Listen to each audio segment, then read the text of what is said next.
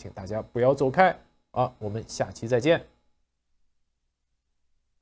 大家好，欢迎关注华尔街电视频道。本视频录制时间为美东时间7月8日。这期热点深度继续关注郭文贵涉10亿美元欺诈案，庭审进入第28日。据称，7月8日这天，郭文贵在法庭上着深蓝色西装、白色衬衫和深灰色领带。这一天庭审开始的时间稍微有点延后，出场的证人包括辩方证人带来。辩方证人前美国国税局刑事调查处特别探员托马斯·毕晓普，辩方证人郭文贵的安全主管斯科特·巴尼特。此外，经郭文贵律师确认，辩方未出场的证人还有李丽娜和前司法部雇员乔治·希金波。同样也是在这一天，围绕郭文贵案庭审的一大悬念终于有了答案。这个我们放到视频后半部分再说。根据持续追踪该案的媒体内城新闻界在 X 上的更新提到，检方正询问辩方证人是否知道 HB， 也就是洗币没有黄金担保。助理检察官问：“你是说 G News 中的字母 G 不是郭文贵吗？”证人回答：“他不代表郭先生。”郭文贵的律师打断说：“我根据第608条规则提出异议，我很乐意在私聊中详细说明。”法官说：“好的，我们私聊。”仍在证人席的辩方证人展示了郭文贵亚利桑那州的房产。助理检察官问：“没人买它吧？”证人回答：“没人买。”助理检察官问：“新泽西的那个豪宅，你和王艳萍讨论过吗？”证人回答：“是的。”而8日当天庭审前最大的消息是，郭文贵选择不上庭作证。根据《纽约时报》记者傅才德7月8日在 X 上发表的一个帖文，郭文贵欺诈案将在几天内结束审判。今天我们得知他不会出庭作证。当法官问郭文贵这是否是他自己的决定时，他回答说：“是的，法官大人。”而在7月3日的庭审上，GTV 和洗币成为检方和辩方当庭对峙的焦点之一。辩方首先请来了2名金融和加密货币领域的专家。纽约的一位财务顾问雷蒙德·龙介绍了他在评估郭文贵推出的多媒体平台 GTV 时，采用了自己的 backsolve method， 根据 GTV 提供的总发行股数和参股人数，将 GTV 的估值定在20亿元。不过，检方质疑这种估值方法的准确性，因为他对投资者人数的预期非常依赖。雷蒙德·龙承认，如果投资者在决策时被误导，这种估值方法可能会失准。另一位专家是曾在美国联邦政府和联准会工作的加密货币顾问马吉·斯科勒。辩方律师邀请他为陪审团解释加密货币的一些基本概念和原理，并介绍了一些大型中心化加密货币交易所，以挑战检方专家对洗交所不是去中心化的，因此不符合加密货币定义的说法。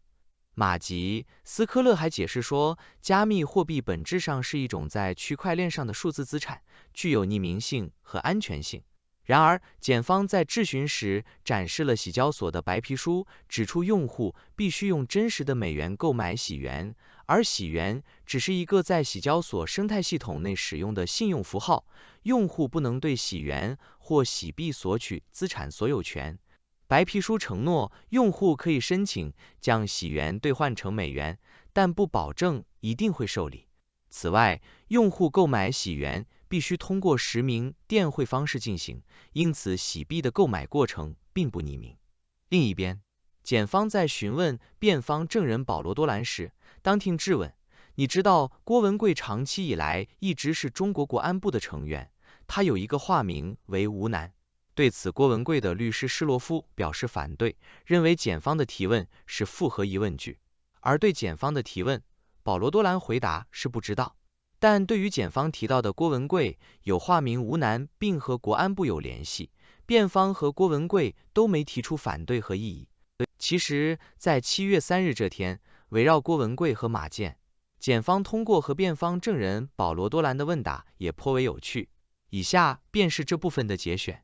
检方问：中共内部有权力斗争，对吗？证人答：是的。检方问：可以说习主席的一派系占了上风，对吧？证人答：是的。检方问，为了显示他对中共的权威和控制力，你提到过习主席将胡锦涛驱逐出那次会议，对吗？证人答，我认为这就是胡锦涛被逐出全会的原因。检方问，因此习近平主席掌控着中国经济，您知道郭文贵当年在中国赚了很多钱，对吗？证人答，我知道他是一位成功的企业家。检方问，正确的。他拥有一家酒店，对吗？证人答，是的。检方问，有几百万吧？证人答，我是这么理解的，但是我对郭的商业经营不在行。检方问，郭先生有一个中国共产党叫马建的后台，对吗？证人答，是的。检方问，马建是谁？证人答，我相信马建是前副部长。检方问，是中国国安部副部长，对吗？证人答，是的。还有一部分提到的是，检方问，你知道郭文贵借钱给马建的姐姐，对吗？证人答，我不知道。检方问，然后郭文贵又从马建姐姐那里把房子买回来，你知道吧？证人答，我不知道。检方问，他而这样设计是为了让马建能够盈利，马建会帮助郭文贵经商，对吗？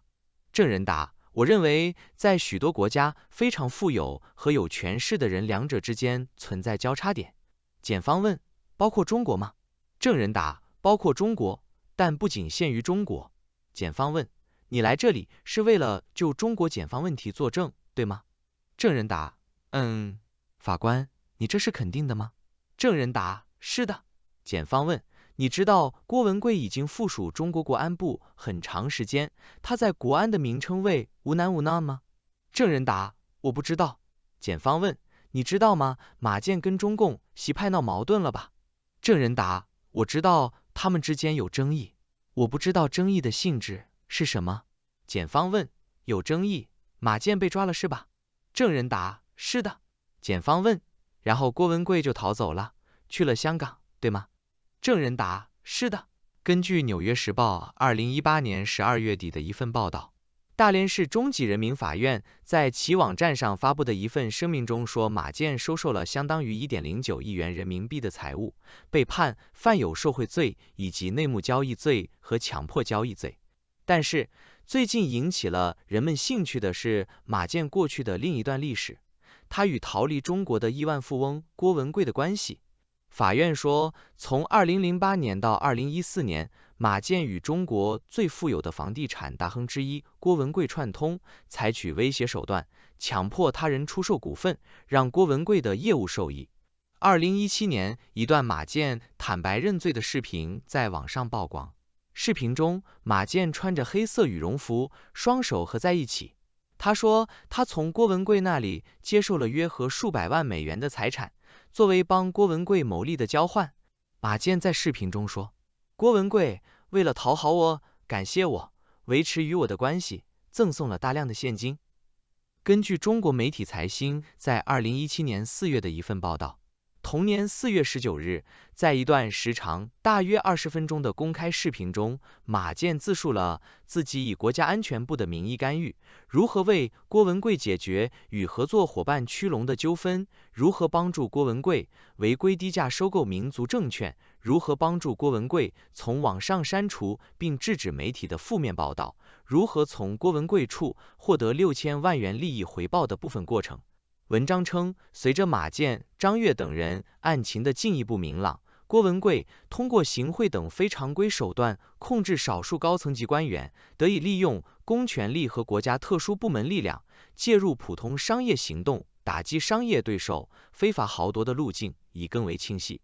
郭在马建升任副部长的2006年与之相识，郭文贵格外重视维系与马建的关系，曾尝试给马建提供色情服务，不过马建有多名情妇，顾不好此道，郭遂改为其他手段。例如马建喜好工艺品，出差在外时总会带一些回国，郭文贵就投其所好，积极为其买单。此外，他还给马建购买住房，并通过礼金借给马建买房等方式行贿。2017年2月6日，马建被最高人民检察院立案侦查。据马建在前述视频中陈述，2008年至2014年间，他收受郭文贵财物折合人民币在6000万元以上。其中大宗权钱交易包括2011年前后，郭文贵在香港太古城给马建购买了2套合计200多平方米的房产。在北京，郭文贵曾2次以借钱的方式给马建及其亲属提供资金，先后购买了郭文贵开发的金泉家园6套住宅和金泉广场的10套写字楼物业，后又安排了回购，使得马建及其亲属净获利2000多万元。此外，郭文贵逢年过节给马建的礼金少则20万元，多则60-70万，合计也达到300多万元。在马建国外出差时，郭文贵则提供外币给马购物或买单，他还给马建装修房屋，定做西装皮鞋，给马建留学美国的女儿交房租，安排马建家人旅游，可谓无微不至。好了，以上就是今天热点深度所有内容，更多资讯可以关注6度简报网站，网址是6dobrief.com，在上面各位可以订阅各类符合您喜好的简报新闻，有免费套餐，也有更加专业的付费套餐供大家选择。今天的视频就到这里，我们下个视频再见。大家好，欢迎来到我们的6度解析节目。在今天的节目中，我们将深入探讨一系列激烈的政治事件和言论。首先，我们来看看唐纳德·特朗普在汉尼提节目中的激烈言论。他声称亨特·拜登在背后操控一切，而现任总统乔·拜登因为自尊心不愿退出白宫竞选。此外，拜登面对来自民主党内部越来越多的要求他退出竞选的呼声，他的决心和应对策略又是什么？接着，我们将探讨拜登在面对重要政策发表时的表现，以及他在辩论中的滑稽场面，这些都引发了外界对其认知能力的质疑。最后，我们会看看史蒂芬·科拜尔等深夜脱口秀主持人对这场辩论的看法，以及他们对拜登和特朗普的幽默评论。请大家继续收看详细内容。欢迎大家收看6度解析，我是你们的主持人。今天我们将深入探讨一场贯穿美国政治的重大现象，这不仅涉及到现任总统乔·拜登和前总统唐纳德·特朗普之间的激烈角逐，还反映了民主党内部的复杂政治动态。这一切都在近期的一系列媒体报道中得到了充分展现。首先，我们来看唐纳德·特朗普在福克斯新闻的采访中发表的言论。据独立报报道，特朗普在与肖恩·汉尼提的访谈中声称，乔·拜登的儿子亨特·拜登在幕后操控一切，而拜登总统之所以不愿退出白宫竞选，是因为他的自尊心。特朗普表示，即使拜登退出竞选也无关紧要，因为他已经准备好面对任何挑战者。特朗普还提到，拜登的妻子吉尔希望他继续竞选，似乎玩得很开心。他补充说，拜登看起来很可能会坚持下去，因为没有人愿意轻易放弃，这样的退出是难以接受的。然而，拜登面临越来越多要求他退出竞选的呼声，这些呼声主要来自一些高级民主党人，他们希望拜登将权力交给副总统卡马拉·哈里斯。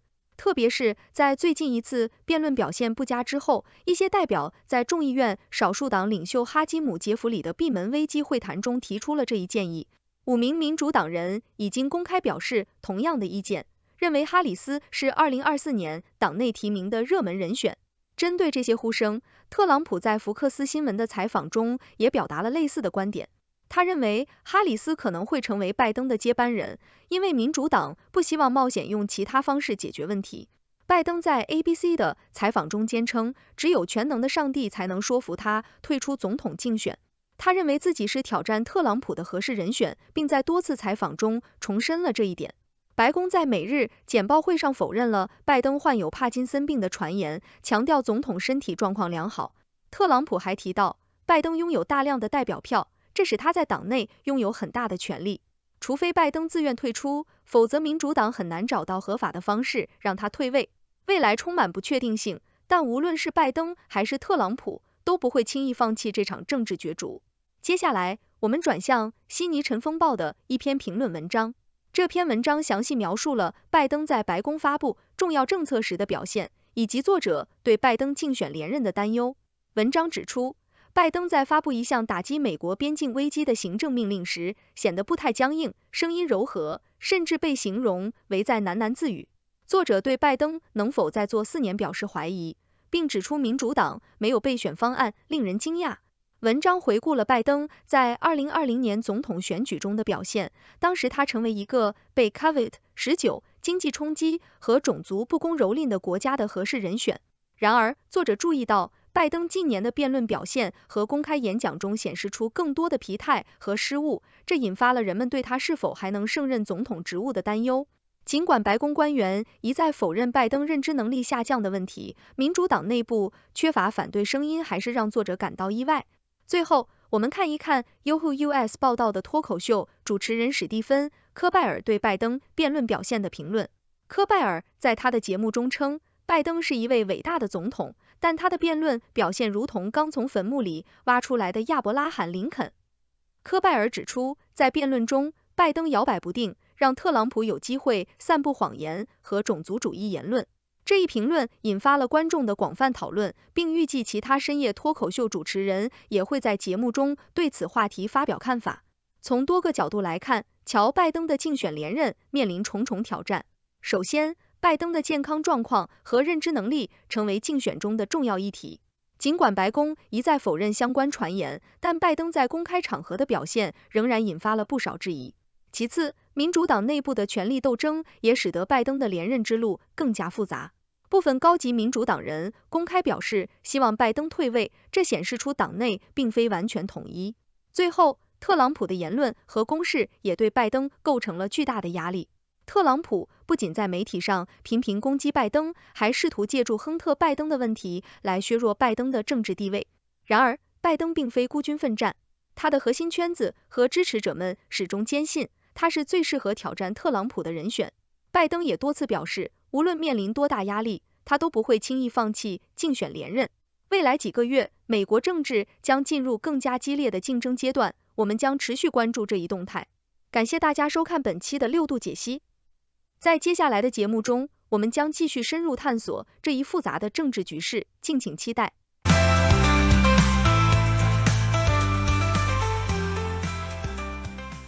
请大家继续收看节目第6度百科，对关键内容进行背景介绍。近日，前总统唐纳德·特朗普在接受福克斯新闻主持人肖恩·汉尼提的采访时，发表了激烈言论，称亨特·拜登在幕后的操控和现任总统乔·拜登的自尊心是阻止其退出白宫竞选的主要原因。特朗普指出，乔·拜登在竞选中遇到掩护越来越困难的局面，认为拜登的妻子吉尔·拜登希望他继续参选。特朗普还提到，无论拜登是否退出竞选，都对自己无关紧要，因为他已经准备好面对拜登，并表示拜登的代表票数量使其拥有很大的竞选权利，除非拜登自愿退出，否则民主党内部很难找到合法的方式让他退位。在另一个角度，悉尼晨风报的记者表示，对民主党再次推举拜登感到惊讶，并详细描述了拜登在发布会上表现出的身体和认知上的衰退。这位记者回忆了拜登在2020年竞选期间的形象，当时的美国正处于新冠疫情、种族骚乱和经济动荡的多重危机中。尽管拜登在那个时期是合适的领导人，但现在他的表现和公众形象却显得力不从心。此外，史蒂芬·科拜尔在其脱口秀节目中也对乔·拜登的辩论表现进行了评论。他称拜登是一位伟大的总统，但其在最近的辩论中的表现如同刚从坟墓里挖出来的亚伯拉罕·林肯。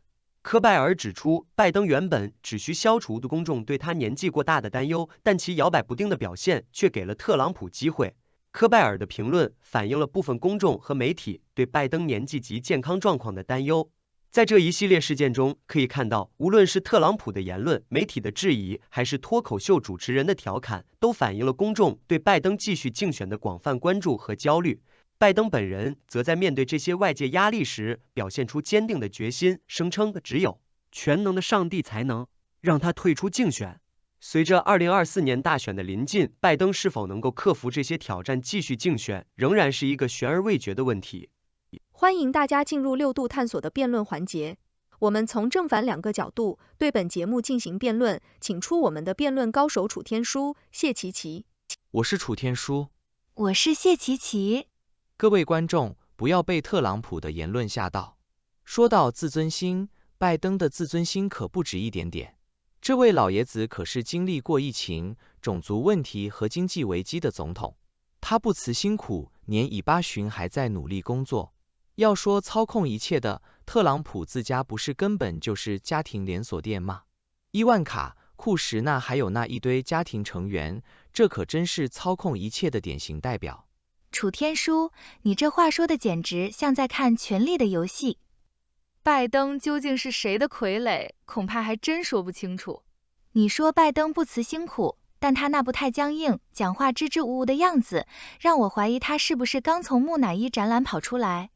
而且民主党内部都开始动摇了，这可是众所周知的事实。要不然，哈里斯怎么会成为接班人的热门人选？谢琪琪，我看你是在看太多恐怖片了吧？拜登也许年纪大了，但你难道不知道他在2021年太平洋岛屿峰会上的表现吗？2小时的简报，他可完全掌控，全程掌握每一个细节。再说，特朗普难道就年轻的像个小伙子？他那78岁的身体也不是什么惊人的秘密。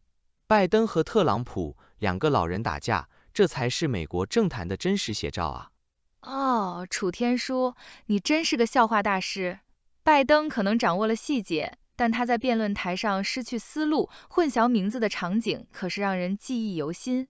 你还记得他把斯科特·莫里森叫做那个澳洲的家伙吗？特朗普至少不用提词器就能胡说八道一整天。还有，你说他们2个老人打架，不如说这是一场木乃伊对决吧。谢琪琪，你这么说可真有点过分了。拜登在疫情、经济和种族问题中带领国家渡过难关，这可是有目共睹的事实。至于你说的那些小失误，我看特朗普的消毒剂疗法和高尔夫吹嘘才是让人笑掉大牙的经典案例。拜登至少知道怎样当个总统，而不是天天闹笑话。楚天舒，你的幽默感还真是拜登式的。说拜登知道怎么当总统，那他的装死辩论表现是什么？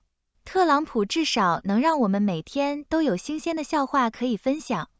拜登的自尊心和坚持竞选也许值得尊敬，但我们不能忽视他的健康问题。如果民主党真的要把他送上战场，那可真是一场高风险的赌注。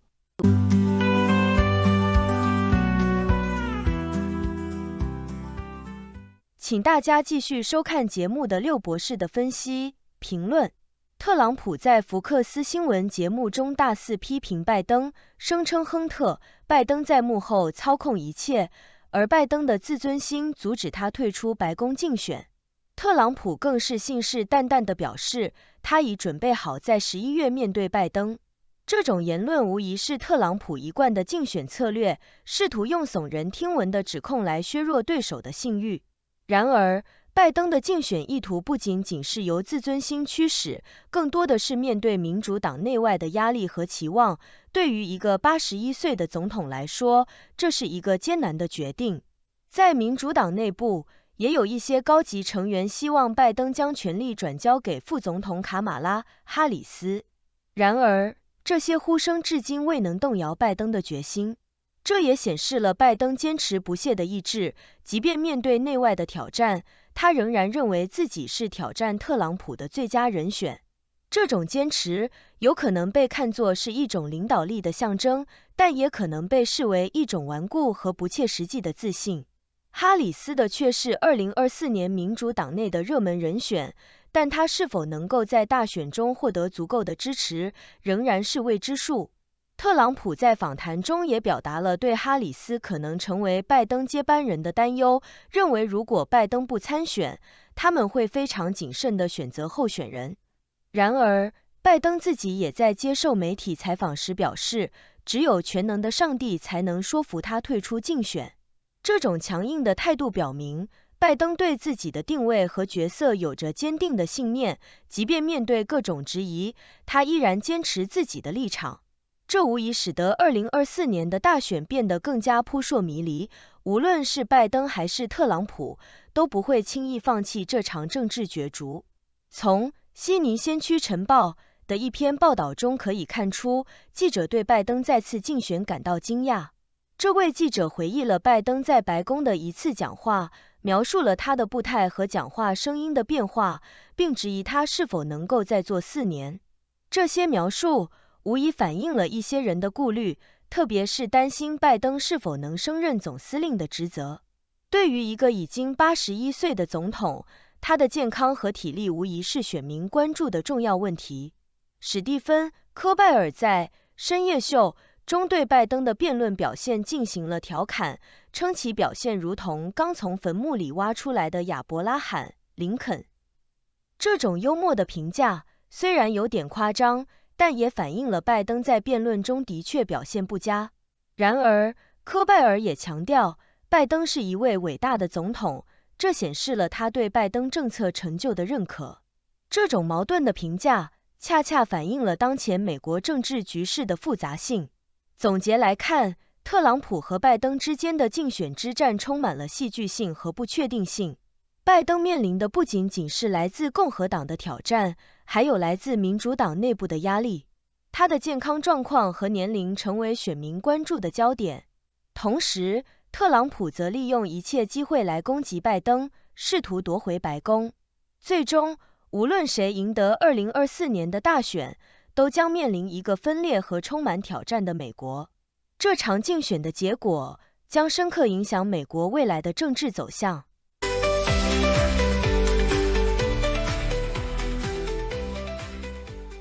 谢谢大家收看六度探索。这是一个由科学家、经济学家、媒体人、工程技术人员合作建立的新型媒体，网友与六度 AI 参与合作完成各种内容，这些内容不能作为任何决策或法律的意见。这是一个新型的试验性媒体方式，我们希望得到大家的支持，修正错误。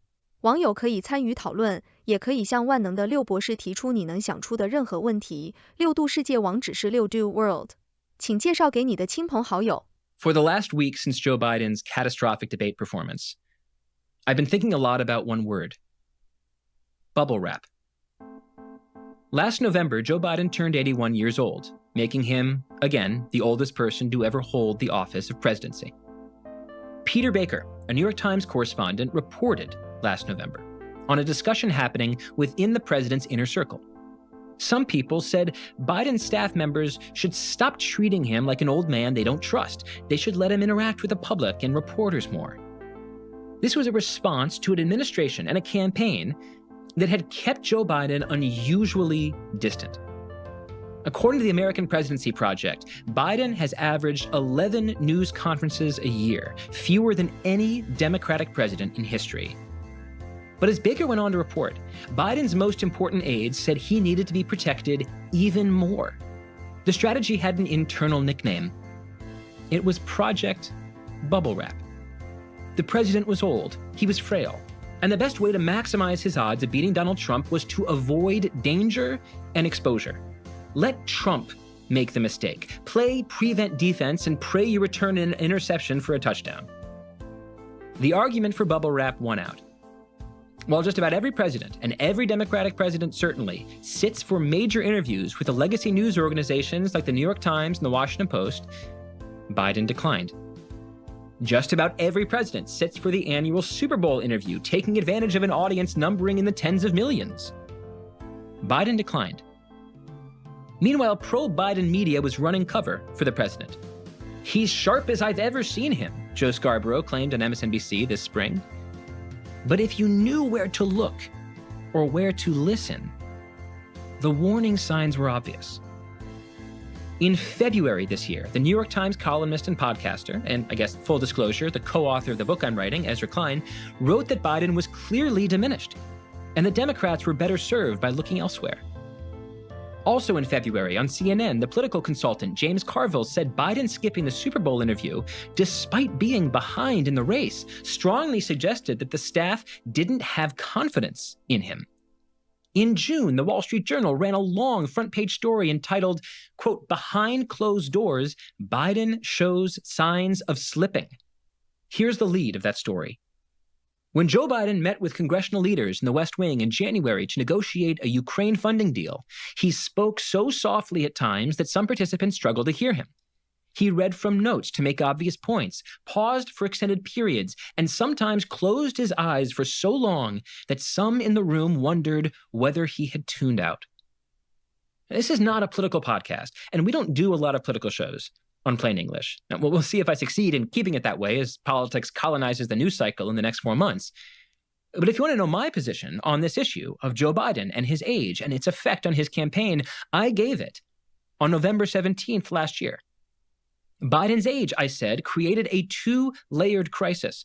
The first crisis is that voters think he's too old. The second crisis is that the White House, knowing that voters think he's old, is reluctant to run a normal presidential campaign in the television age because every TV appearance by the president merely serves to remind the public of the very thing that the campaign wants them to forget. And then last Thursday night's debate happened, and all hell broke loose. The reason I'm doing this long wind-up and sharing this timeline with you is that in the week after Biden's disastrous debate, the 8 days after his disastrous debate, I've been struck by the popularity of 2 narratives, one from the left and one from the right. On the pro-Biden left, you are hearing the story that Thursday was just one bad night. It was just jet lag. No, it was just over-preparation. No, it was only just a cold. One bad debate. This is obvious nonsense. The debate was not an exception to the rule that Joe Biden is too old to run for president. The debate, for anybody interested in paying attention to reality, was confirmation of the long-standing suspicion that Joe Biden is too old to run for president.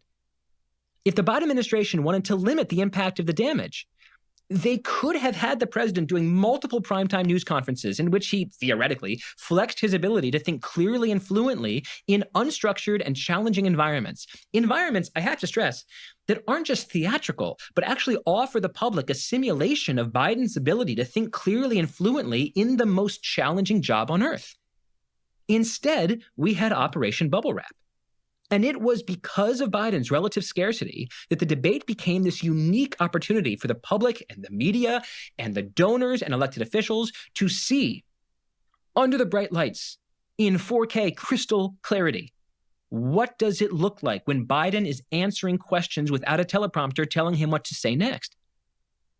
The Biden administration, by keeping the president scarce and then choosing to have this debate, put all their eggs in one basket. And then the basket caught on fire and exploded in front of 50 million people.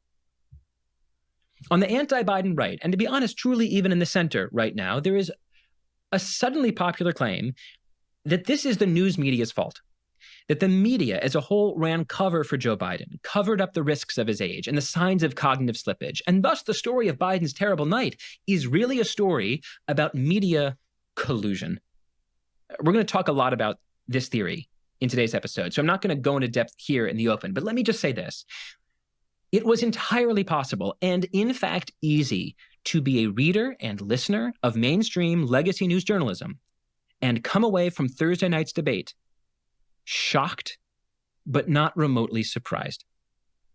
And if you were deeply surprised by Biden's performance last Thursday night, I think that says a lot about your media diet. I think it says a lot about the biases that you might be inviting into your newsfeed. Today, we have a unique show, recorded fresh Friday morning.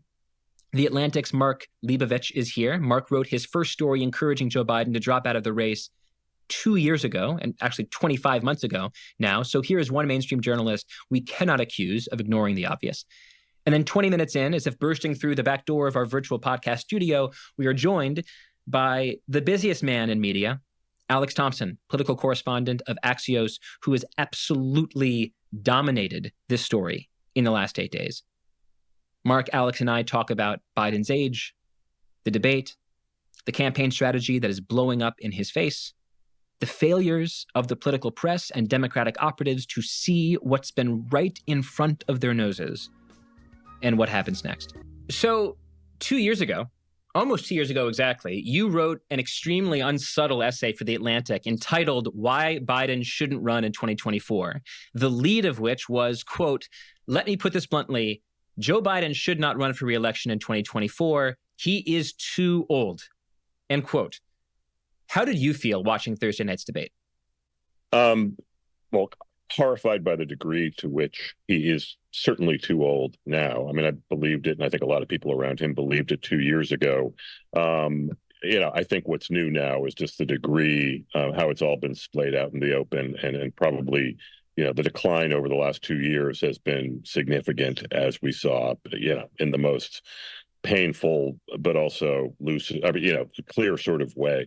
A lot of people in the last couple of weeks said, "Oh, do you feel vindicated?" and so forth. I mean, I've written, that was the first piece, and I've written subsequent pieces in the last couple of years to this effect, whether just the age question, I've sort of hammered it, because here's the thing. The question of vindicated is, I don't think, relevant here, because I don't think this was a controversial position at all. It was a position shared by a massive supermajority of Americans, well into the 70% range, including majorities of Democrats, overwhelming majorities of independents. And so, yeah, it was a plain sight kind of thing. I mean, the reason, I don't know why others didn't talk about it so early or seize on it. What I do know is that the White House has always been so prickly around anything questioning age. You get a lot of, "How dare you? This is in bad taste. This is inappropriate," as if something that 75% of the country shares in must somehow become a taboo because the White House messaging team believes it must be. I mean, it was completely insulting. And look, other people in the media have sort of jumped onto the cause more recently, and certainly since the debate. But I honestly don't think this was ever that complicated. I never took the "how dare yous, this is not helpfuls" seriously at all. I mean, "this is not helpful" thing is insulting, because obviously it fundamentally, misunderstands and misstates what we do as journalists. But I don't know. I never felt a lot of heat. I mean, I heard a lot, but I just sort of took it as noise, because I think this is a pretty obvious thing. I'd love you to go one layer deeper on what it was like reporting or writing that Biden shouldn't run for re-election in 2024 and hearing from this administration. Because one story that I'm trying to figure out is, what has been the Biden campaign strategy for keeping Biden a little bit out of view, and therefore raising the salience of last Thursday's debate, because it was such a unique opportunity for tens of millions of people to simultaneously watch this person answer antagonistic questions in an unstructured environment. This was the White House's strategy. Give him this one chance, hope he hits it out of the park, and instead it was a massive, obvious strikeout. No, they have mimicked that also since the debate, in that they have put so much weight into the Stephanopoulos interview that's going to air tonight. And so, again, it's this, where has he been? The idea that he has been cloistered, sheltered a little bit, that's not true. He's been cloistered a lot. I mean, this has been huge. And just as, I think, damning, if not more so, has been the reaction to the debate, which has been extreme cloistering all over again. I mean, they could say, "Oh, look how great he did at this little set piece rally in North Carolina, or in this 3-minute speech from the Oval Office." I mean, people like Joe Biden, politicians, can do those things in their sleep, which apparently he has to get more of. But so I think, yeah, I mean, that the cloistering, though, is part of a larger issue, which I would maintain has been hiding in plain sight. And, what I've heard from the White House is, again, I see people around town I live in Washington. It's a small town. It's a small world. And they'll say, "Yeah, well, I guess you think he's too old. Like, why are you so obsessed with this? You've written this story and that story and that story." And apparently a lot of people complain to editors over my head, but I can't speak to those discussions. But I'll say, I'm right. And that always freezes them. They don't really dispute that. I mean, they said, there's not, in real, sort of private conversations or kind of happenstance conversations, you don't get the, "Oh, he's running circles around me. He's never been sharper." I mean, a lot of I've said this in the last few days, and I've written this in the last few days, a lot of the same people who are defending him publicly, on the record, on camera right now, are the same people who have been saying off camera that this decline is clear, marketable, and they all have stories to tell. And so, Stop right there. Are you talking about people in the administration, people in the DNC who are in politics but not in the White House, or are you talking about the media? Are you talking about media commentators? Not the media. Okay, no, tell me. Not the media. As specific as possible. Yeah, what yes. category are we describing here? White House and campaign aides, people who are around him, top officials in the administration, and elected officials, mainly Democratic elected officials in the Senate and the House who deal fairly regularly with the White House because they're very vigorous with outreach. Even Biden himself has been. They all see it. A lot of governors, a lot of Democratic governors he's talked to, I hear it from I've heard it from every category of those groups.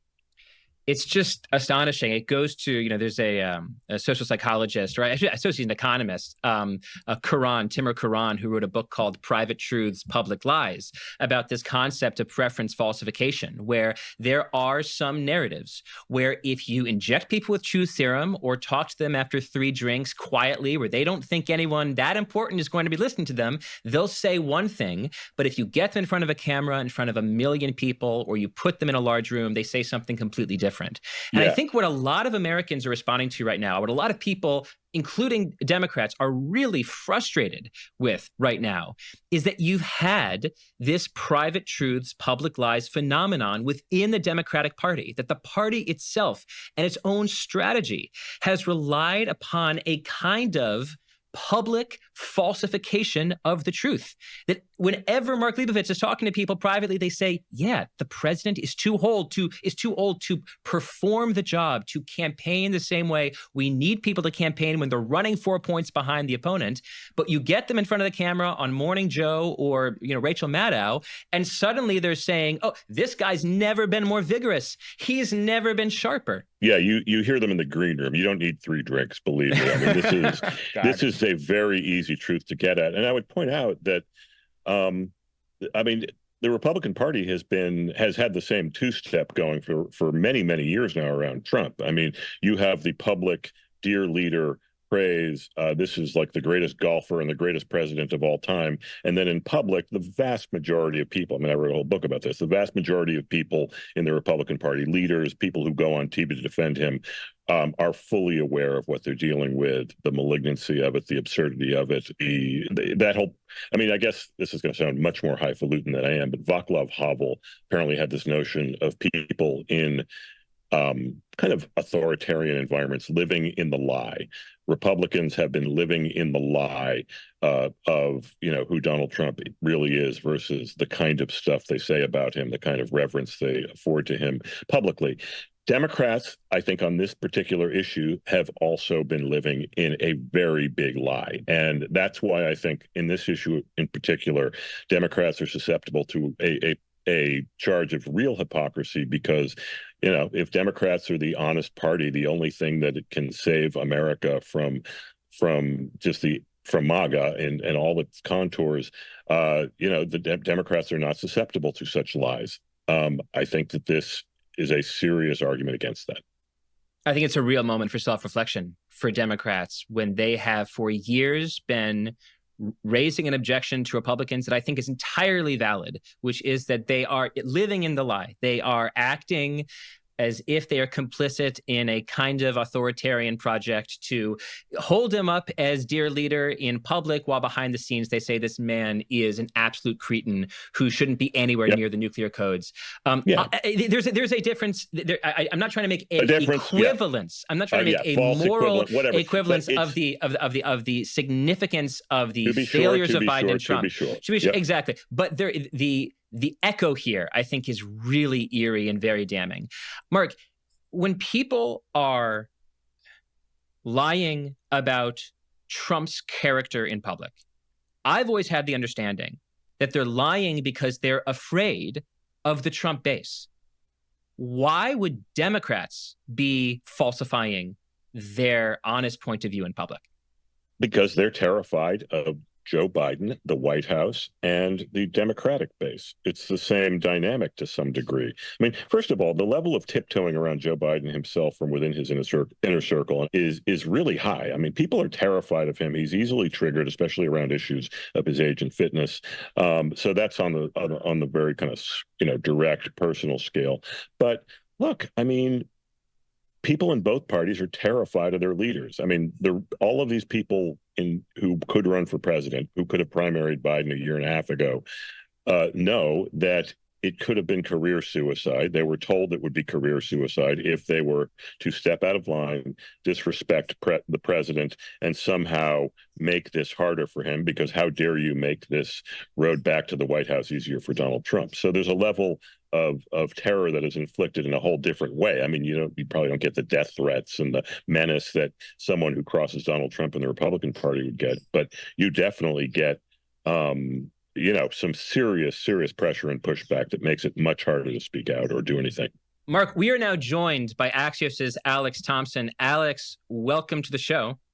Thank you so much. I'm sorry I was late. No, it's no problem. You came in through the back door. This feels like live television. Alex, right now, it is 9:27 a.m. Eastern Standard Time, and I want to plunge right into the moment. There's so much that we could pay attention to right now. The White House inner circle seems to be saying that Biden's staying in the race. Some major donors reportedly pressuring Biden to step aside. More elected Democrats seem to be sticking out their necks to say Biden should step aside. What are you paying the most and closest attention to? What is the most important thing that you are watching to understand this moment right now? I would say two things. One is the donors, the politicians, everyone else, most of them do not matter. In fact, I remember some people brought up this theory, this sort of Aaron Sorkin fever dream of Barack Obama is going to go into the Oval Office and tell Biden it's time. And I do think there's a world in which Obama basically says it is time. But the thing that people forget is that the relationship with Biden and Obama changed in a significant way after 2015, when Obama, in Biden's mind at least, Obama has a different recollection of events than his people do. But in Biden's mind, Obama picked Hillary over him. And there is a world in which Obama getting involved and saying to Joe, it's time, could actually could do more to keep Joe Biden in the race than maybe any single other factor. There's a world in which Biden is like, I'm staying till the end now.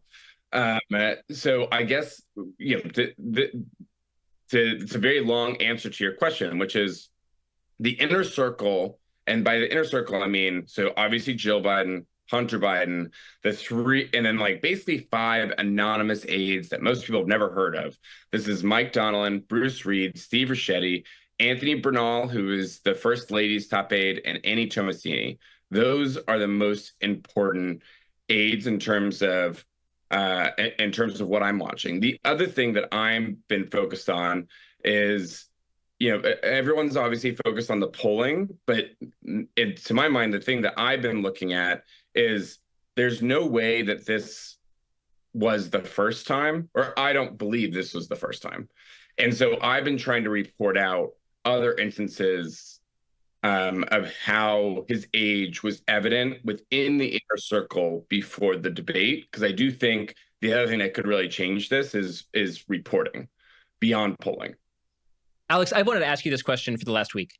You reported on Friday morning, when you seemed to talk to people in and around the White House, that they weren't just sad after the debate.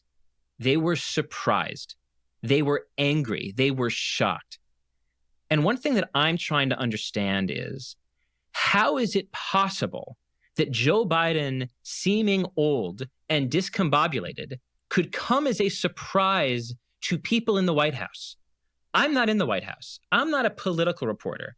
I read Axios. I read the New York Times. I read people like Mark in The Atlantic. I knew he was old and discombobulated. My wife knew he was old and discombobulated.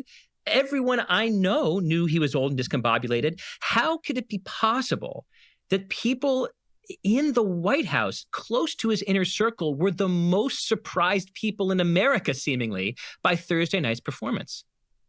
I think there were two things. One is that access to Biden was so intermittent. So let's take out you saw it, I saw it, we all saw it on camera, but I'll get to that in a second.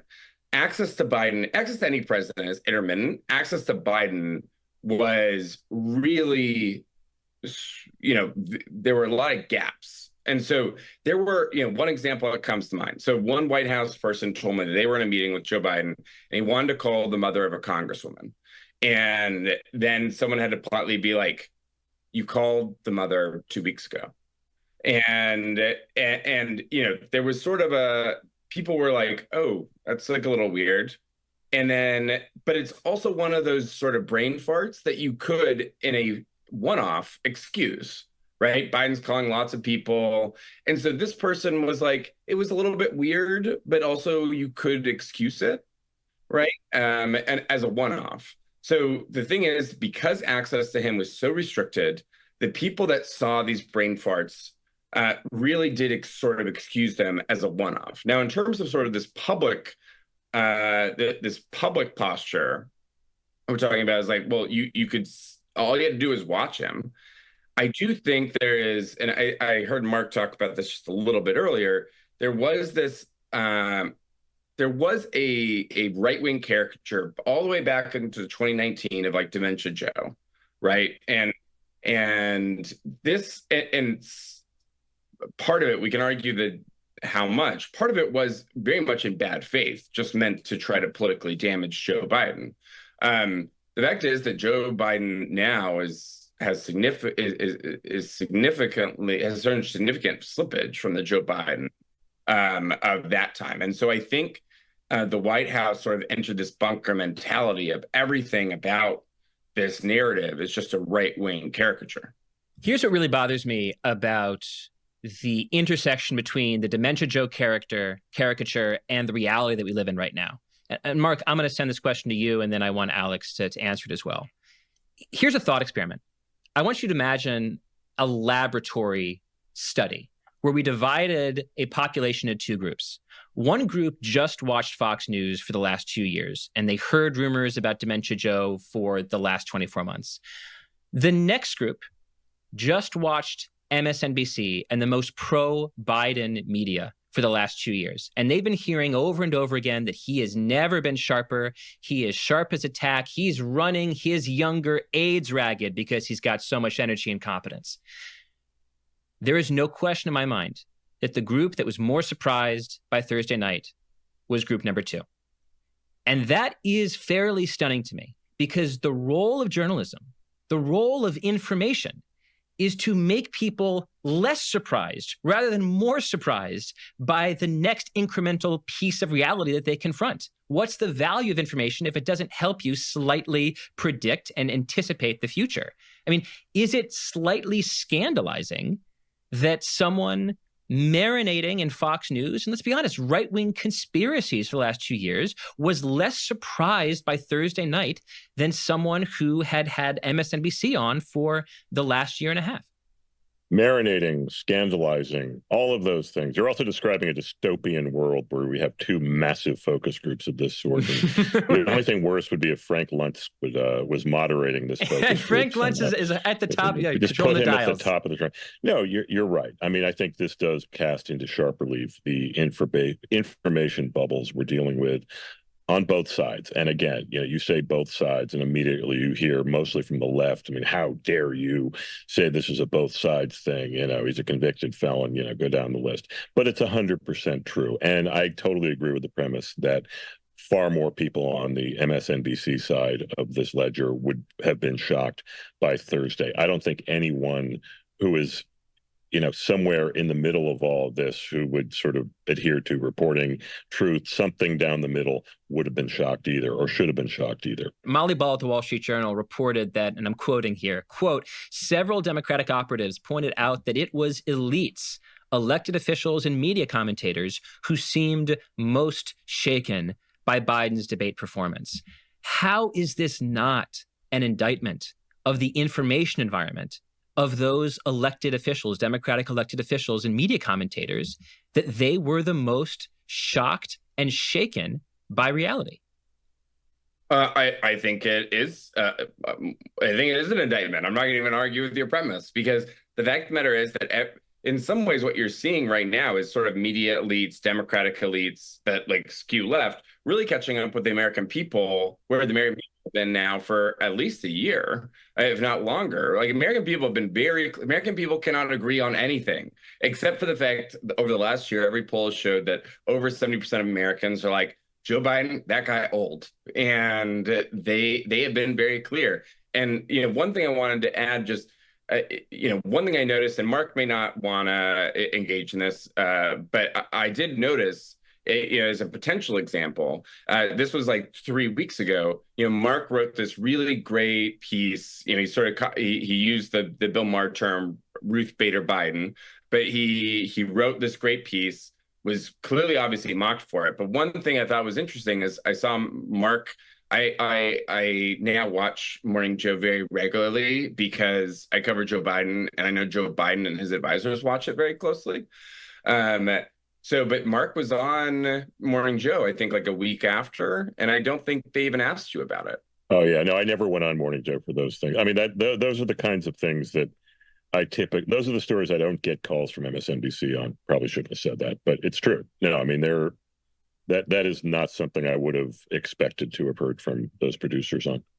Now that we all agree that we see reality clearly and nobody else does, let me at least give us an opportunity for self-criticism here. I do think that someone observing from afar might say it's a little suspicious that only after the debate are we having this conversation. It's a little suspicious that only after the debate does the New York Times run the headline, quote, Biden's lapses are said to be increasingly common and worrisome. Mark, increasingly a word that is banned in the Atlantic, but apparently allowed in New York Times headlines. Not on this podcast. It's only after. I rise in defense of increasingly. I try to use it all the time. I've used it throughout my career, I think, to great effect. I agree. I'm not against the word. Yes. But just to continue, it is only after the debate that New York Magazine, publishes Olivia's excellent, withering story about Biden's obvious diminishment. So one explanation for the sheer density of stories like this right now in the media is that it's a makeup call. It's cover your ass. We have it out for Biden because we're trying to cover up for the fact that we missed this story for the last 2 years. That's an explanation that is ready for people to subscribe to. There's another explanation, which is that sources became more likely to share their worries after the debate. So it became a sort of supply increase. People started answering their phones. People started reaching out to people like Mark and Alex more.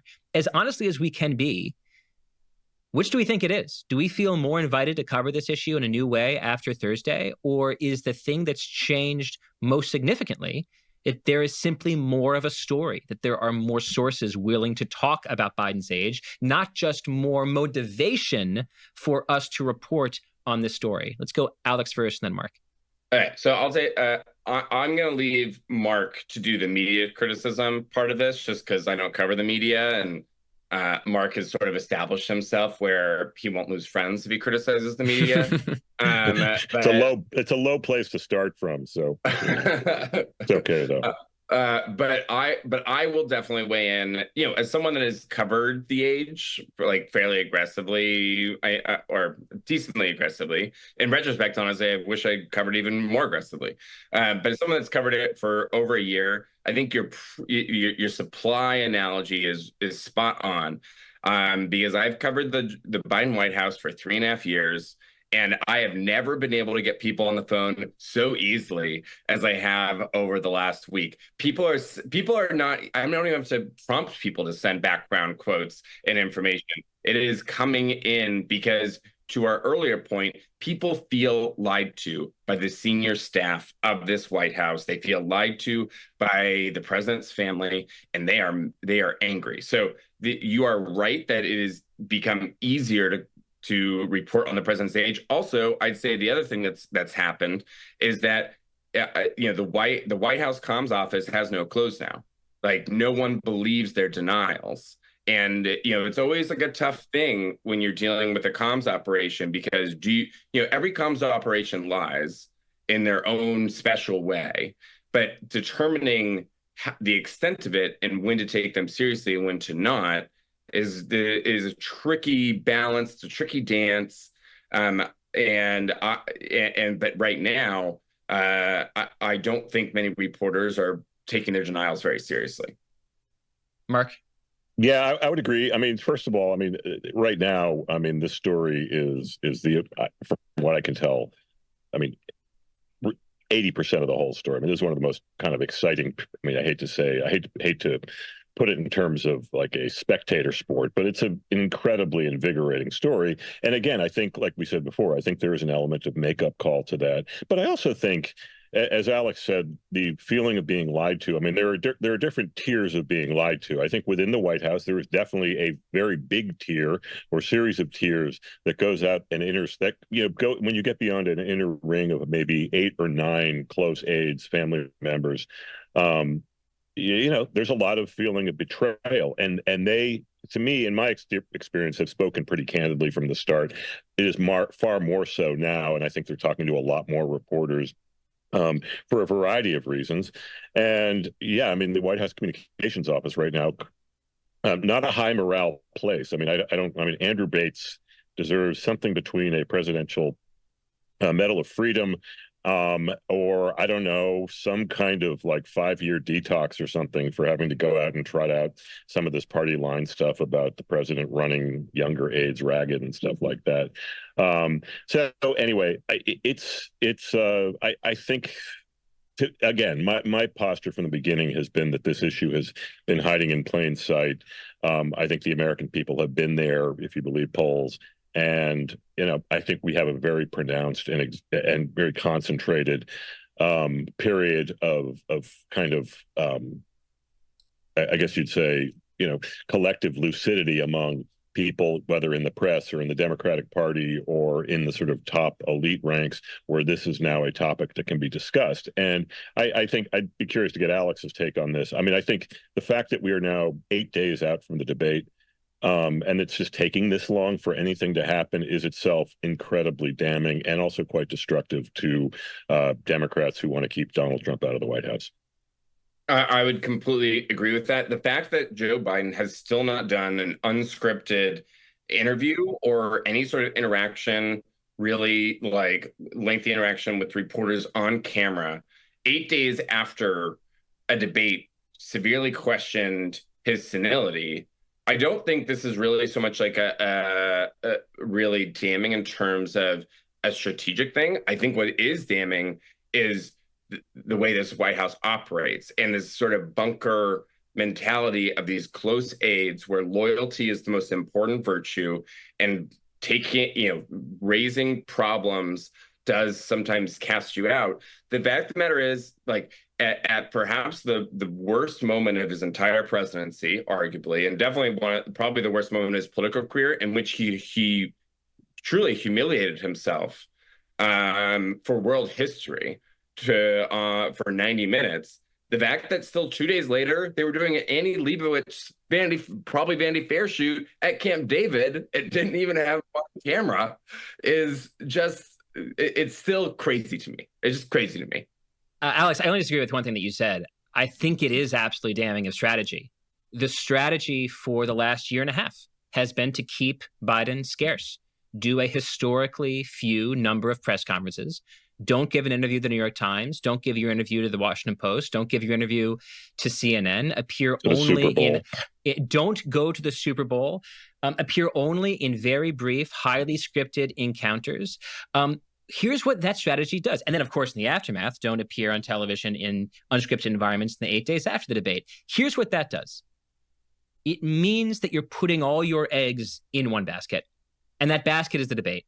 And 50 million people saw it. Another 50 million people saw clips from it. And now that is the single solitary piece of evidence of how does the President of the United States interact with antagonistic and difficult questions in unstructured environments, which is a kind of simulation for what it's like to think on your feet as President of the United States. And it was a disastrous performance. And so the White House can't simultaneously put all of its eggs in one basket and also say, oh, well, it's only one basket that he dropped and set on fire. It was your strategy to ask the American people to focus on this basket in the way, on this debate, on the way that they have. And I think that has been really core to the question of why are we fixated so much on a handful of answers on one Thursday night because it was the public and the media's unique opportunity to see Biden in this environment. I want to move on to predicting the near future, at least talking about the next click of the dial here.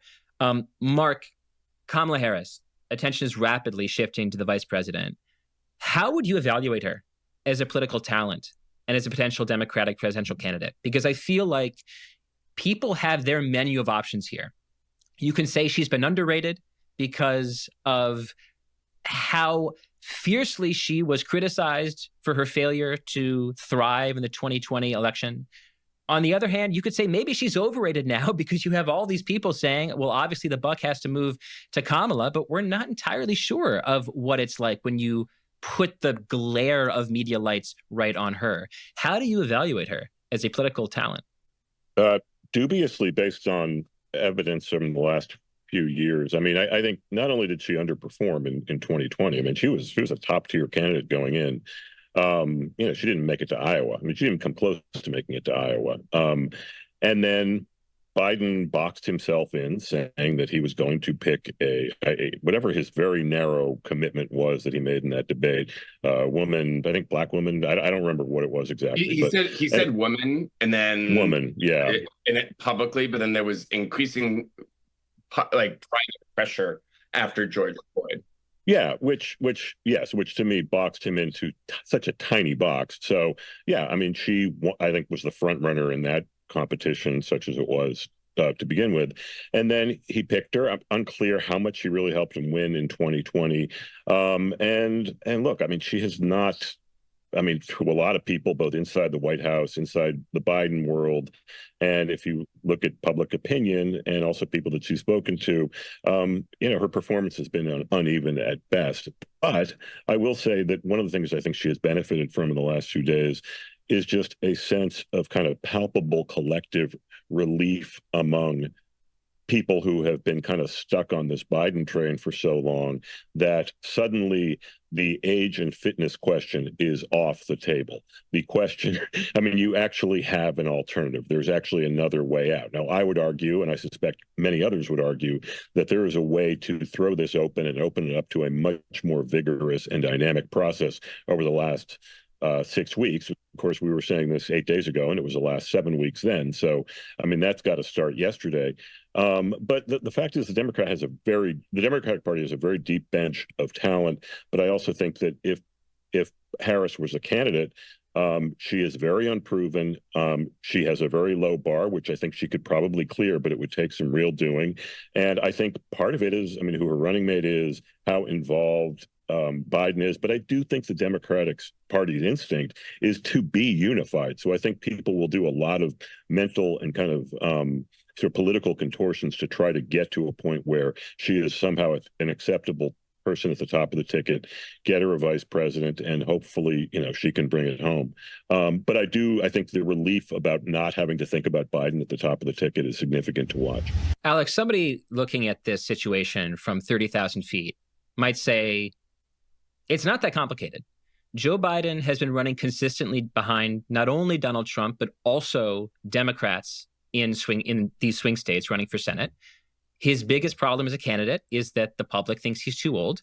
And this is not a problem that can be fixed in the absence of a time machine. The only solution is to step away. And it is incredibly difficult to imagine the Democratic Party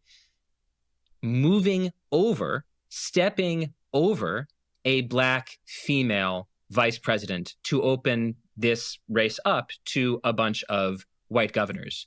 At the same time, I think it's important to fold in the fact that relations between Kamala's team and the Biden inner circle have not been warm over the last few years. And so what might seem like an obvious next chapter to this story for some people might not actually feel that obvious inside the White House. Can you take us a little bit inside your reporting and explain sort of how you see this next chapter evolving? Like what, again, it repeats this first question I asked you maybe to a certain extent.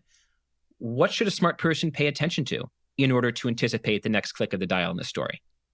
Yeah, I mean, I think sort of your top-down look is right on. The fact of the matter is that Biden's people have basically been quietly saying they think for lack of a better sort of thing, is like, well, Kamala sucks. It has been sort of the subtext. Wouldn't it be great if someone said that on the record? Mike Donnellan said.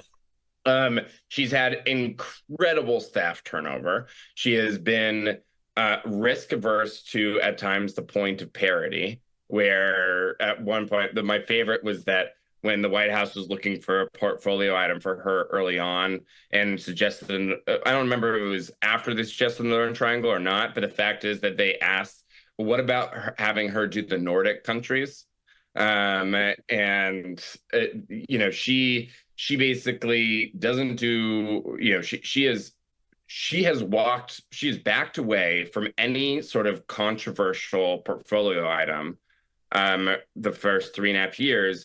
And you can understand why the Biden people get really frustrated with that, especially when Joe Biden, was a pretty willing person in taking on tough portfolio items when he was vice president. You don't really just like say, oh, I'm going to own the portfolio of like the withdrawal from Iraq, which is one thing he did, the stimulus package, which you had the Solyndra of it all and everything else. They were like politically tough things that Joe Biden did embrace as vice president. I think that has added to the tension. Now they've come to sort of a decent place over the last year because Kamala Harris is basically like, you don't like saying the word abortion, so because you're an 80-year-old Irish Catholic, I'll do abortion, and that has been sort of this middle ground. Now, to your point about like, and I think the Biden team has sort of justified staying in because of that weakness. Now, I think in some ways that's been unfair to Kamala Harris because there have been polls that have shown that actually she is more electable than Joe Biden, mostly because there's an appeal to some younger voters and also 80% of the country doesn't think she's too old. So, I do think she clearly does have weaknesses as a candidate, but I do think the Biden people in some ways have exaggerated them in their own minds to justify staying in. Now, the one thing, about this like open convention or Kamala, can we step over her? Let's say this interview tonight, or I don't remember this posting, but like, let's say the George Stephanopoulos interview is going to be a disaster. And then Biden's press conference next week is also a disaster and Biden gets out. Now, Kamala is by far and away the front runner to have that nomination. People don't necessarily want the mess, but it is not a given. And she's going to have a really critical week or two right after that. And she's going to have to go out publicly and do some really tough interviews, something she has not been doing. And really be in these unscripted settings. The glare of the spotlight is going to be incredibly bright. And how she reacts to it is going to be so important. The one thing that I think, that is going to be interesting to see how she responds is, she was one of the main public validators for Joe Biden's mental fitness. Especially after the Her report, she went out there and called it a political hit job and basically recounted that Joe Biden is completely on it in every single way. He's basically like, virile and, and maybe she can get past those questions, but I think people should ask them pretty aggressively. Mark, last round of questions. We are in such a liquid moment right now. You use the word invigorating and exciting. And what's happening right now is potentially catastrophic to the Democrats' chance of winning the presidency. And if you are someone who doesn't like Donald Trump, then this is a potentially catastrophic moment. But at the same time, there is a kind of palpable, hot-blooded thrill. Sense of possibility. This sense of a possibility. And the danger of that is that, thrill can make people overly confident about what is true, about what is strategic, about what is smart.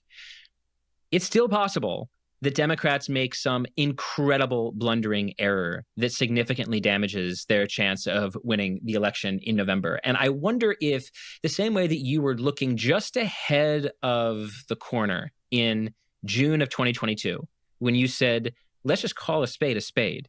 The president of the United States is too old to run for re-election. And the sooner we recognize this fact, the better off the Democratic Party will be. Is there a similar obviousness that is beginning to sort of click into view for you that might be under-considered now that you have everyone scrambling around right now trying to imagine the various ways that Joe Biden steps down and someone else steps up? Is there something that we, the press, might be missing right now that in 6 months, 9 months from now, we'll say, oh my God, how is it not obvious that this story should have been the A block, that this possibility should have been the A block of every primetime cable news show? Well, I mean, that sort of assumes some kind of methodical process that moves on here. I mean, I think, first of all, none of this can begin because Democrats, really anyone who doesn't want Donald Trump in the White House, and actually people who are supporting Donald Trump, it's all kind of stuck on the needle of, well, can you move Biden off of his stubborn position? Because until he is willing to move on, nothing can happen. And so that's maddening, and it's very delicate. I hate the idea that this is a personal decision. It is such a not personal decision at this point. I mean, it is a national security decision. It is a existential decision, and so forth. But I would say this: I think at this point the riskiest move is sticking with Joe Biden. I just don't, that scenario, the scenario of more of him, this dragging out, is such an enervating, such a deadening, such a dispiriting possibility for, I think, a generation of political observers. Probably, a lot of them independents, a lot of them lapsing Democrats, a lot of them, sort of scattering Democrats, potentially, whether black, brown voters, young voters, women voters, you name the block. They desperately want something to break the dynamic of Biden v. Trump, especially given how incredibly weak Biden seems to be right now, and only seems more to be getting more so. So I don't know. I think, look, if it's a Kamala, somehow pass the torch to Kamala scenario, that would be deeply, I don't know about risky. I mean, again, I think risky right now. Democrats are way behind, and Democrats with Biden are way behind. But I think it's risky, but it could potentially yield an incredible sort of big bang explosion of possibility that unleashes a future that Democrats have been basically sort of paralyzed from sort of proceeding to over the last many, many years. I mean, what people forget is that Barack Obama was elected in 2008, and since then, okay, he runs for re-election. That's 8 years. The choice is, it's now Hillary's turn. Okay, well, that didn't work out. All right, well, we're really desperate now, so let's reach back to the second choice, to Hillary. And okay, well, actually, believe it or not, he actually won in 2020. He got us out of this jam, and he's made what I think is a catastrophic decision to run again. And down the list, I don't think he's picked a particularly good vice president. But I mean, at some point, you sort of have to make do with these decisions that have already been made. Alex, obviously, the question here is, will Joe Biden ultimately step aside in the next few days? Let's make this the last question. Fill in the blank. If these three things happen, it maximizes the chance that Joe Biden drops out within the next 2 weeks. The George Stephanopoulos interview is a disaster. And just a bit of context here, the last George Stephanopoulos interview Joe Biden did was a disaster. It was during the Afghanistan withdrawal. It's the last time he sat down with him. And Joe Biden, if you go back, clearly a lot of it did not age well, because he said stuff, most particularly, he said that he would not withdraw troops until all the American citizens who wanted to get out got out. He would not withdraw the troops. And then 10 days later, he did just that, leaving at least hundreds of American citizens behind that did want to go. So George Stephanopoulos interview is a disaster. The press conference that he's doing at NATO next week, which Bloomberg reporter called a big boy press conference, and then the White House has then repeated that line in the press briefing.